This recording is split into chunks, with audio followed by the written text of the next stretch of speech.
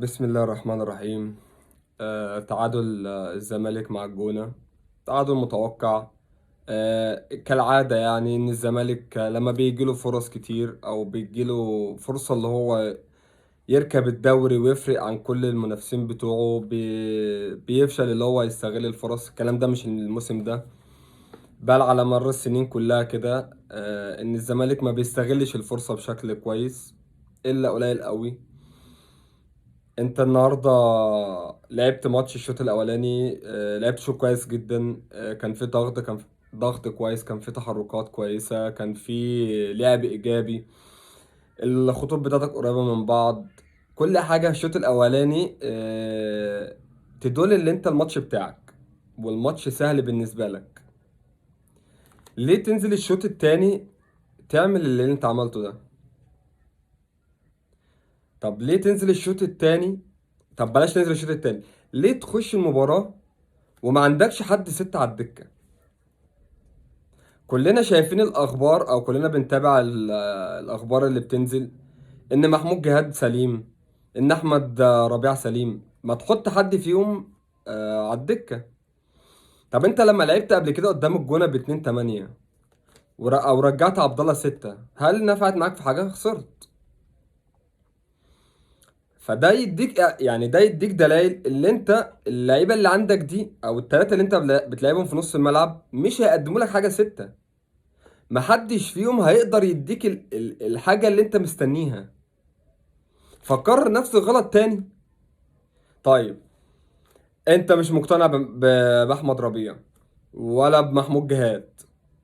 عمر جابر عندك سليم، يعني عمر جابر سليم بدليل اللي هو نزل كبديل. ما قعدوا على الدكه ليه؟ طب ما تلعبه وتسيب صلاح مصدك بره جنبك على الدكه، ربما تحصل حاجه في الماتش زي ما حصلت كده وتحتاج حد سته على الاقل ينزل يقدر يدافع.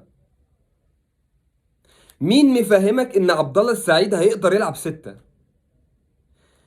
طيب، الجهاز الفني المعاون المصري، مش هتكلم على الاجنبي، الجهاز اللي معاه مثلا كابتن حازم او محلل اداء كابتن محمد علاء، ليه ما حدش بيتكلم مع الراجل يقول له عبد الله السعيد ما ينفعش يلعب سته؟ يا عم انت بتلعب عبد الله 8 زي ما هو وبتلعب احمد حمدي سته. برضه مين قالك ان احمد حمدي يلعب ستة؟ انت ليه عايز تخش ماتش الاهلي وانت مضغوط؟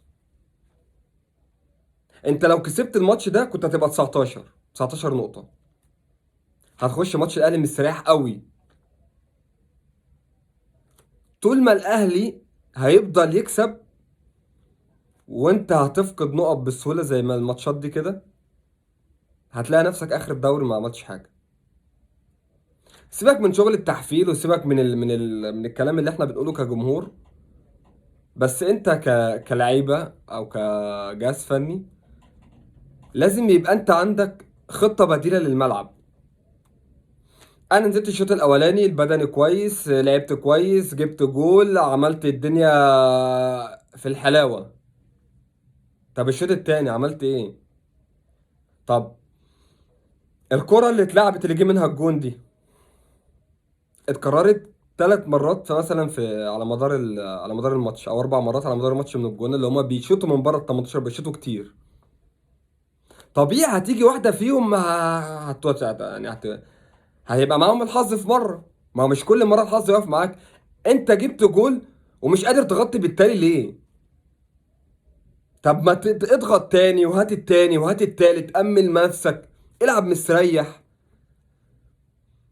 ليه تحط نفسك في خانة ان انا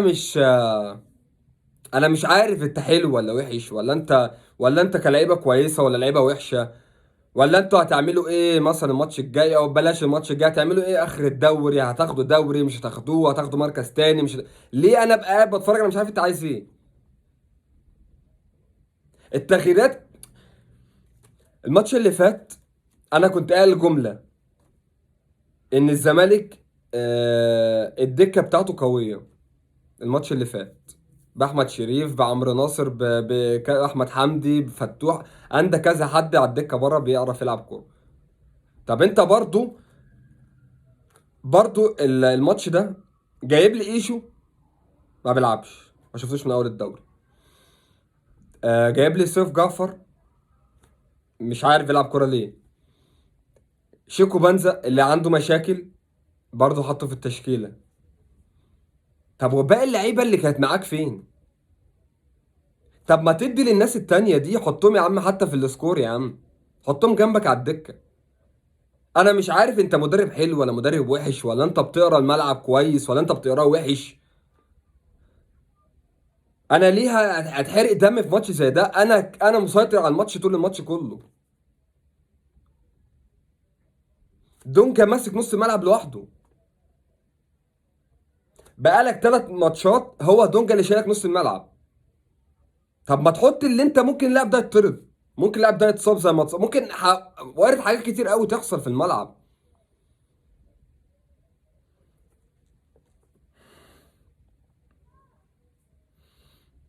الزمالك بدأ المباراة بتصديدة قوية لمحمد اسماعيل في الدقيقة الثانية. الدقيقة 13 في خطأ من صلاح مصدق، كان هيكلفنا جون بس الكرة تيجي في العارضة. ادي اول انذار ان الجونة بتلعب عليك، او جونة قدام ال 18 بتاعك هيشوط على الجول. جت بقى خبطت في حد ودخلت، خبطت في حد وطلعت ركنية، جت جول. جت في العارضة، انا هاجي هنا وهشوط. والقرار الكتير من مروان محسن واللاعب بتاعهم اللي جابوا الجون ده، القرار كذا مرة في الملعب بيجوا اول لما يعدوا نص الملعب بيشوطوا. اول 10 دقايق او اول الشوط الاولاني، او الشوط الاولاني بشكل عام، انت كزمالك احسن ومسجل جون وتحرك كويس من عداد الدباغ، بيضغط كويس، بيتحرك كويس، وعرضيه ممتازه من ناصر، وسجلت الهدف. طب ما تكمل على كده يا عم، وهات التاني وهات التالت.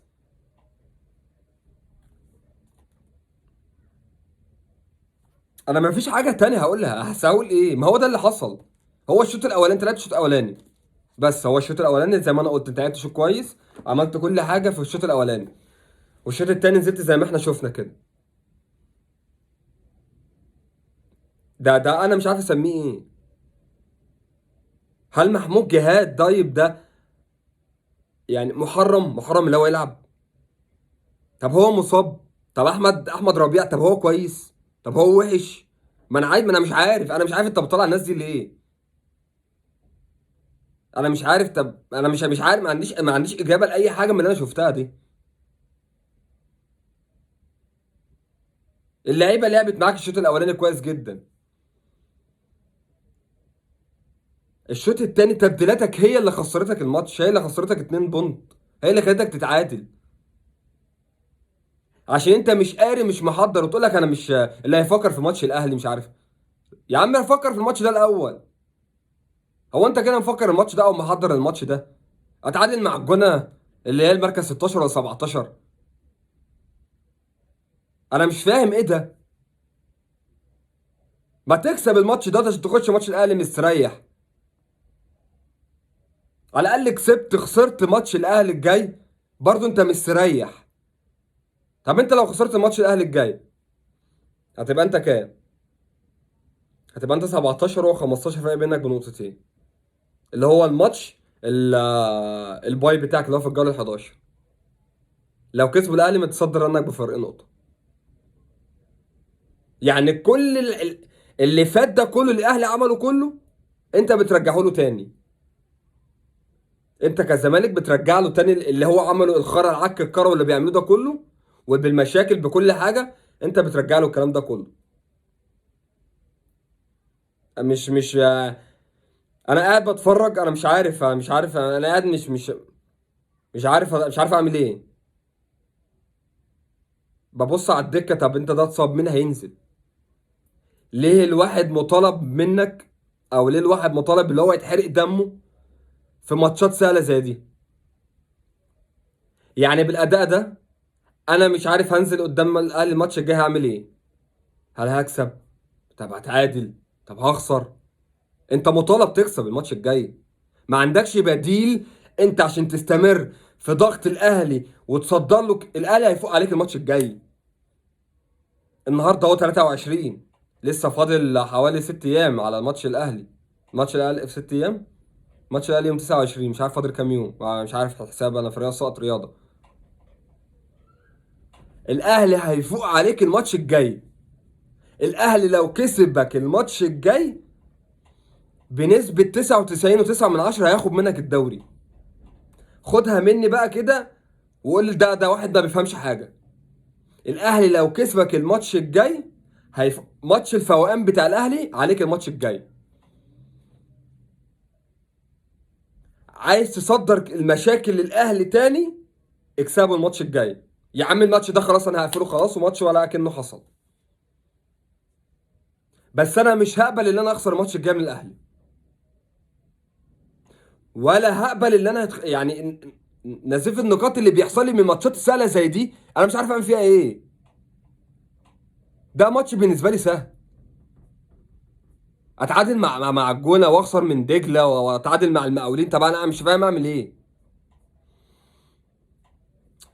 ما ليه ما استمرش في المكسب واكسب التاني والتالت والرابع ورا بعض، واكسب اخش ماتش الاهلي وعندي ثقه في نفسي وعندي ثقه واللعيبه عندها ثقه في بعض انا